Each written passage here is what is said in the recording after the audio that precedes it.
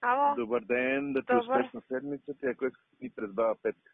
Точно това, аз да те питам, тя на къде е, дали е в офиса, дали си е чувал? Офиса си е, тъкмо сега настанила на стол и загрела каза и мога и съм излиза. Никъде, ма ако идеш ще върви.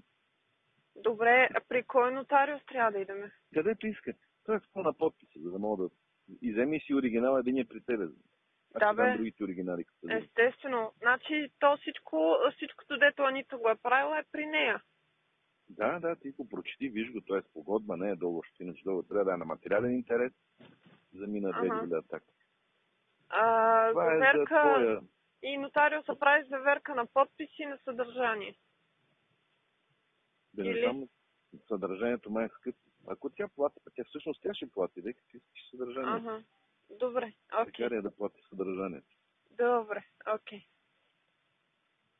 И после някъде ще се видим, като се освободиш да ти дам ти оригинали, материалните, да са там при тебе предложени. Добре, окей. Какво става с Албена? Аз не сме да звънна, питах Любо. Ами аз съм я... аз съм я прибрала. Чуйте се, тя днеска има дело и ще ходи с Лили, така че... На Ловеч ли или в Плевен? Не, тук в Плевене. Нямам си на идея. Аз знам, че с Лили говориха нещо. Ма за какво е това дело? Най-вероятно Иван пак е писал някакви простоти, същата стара песен. Не знам.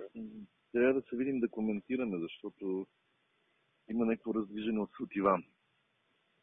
Какво раздвижване има от Иван? Като поприключи да се видим и в тази връзка, ти казах онзи ден, като ходи при Валио.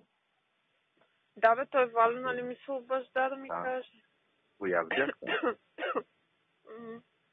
Добре, ами чуваме това, сега ще да намеря пътя и така.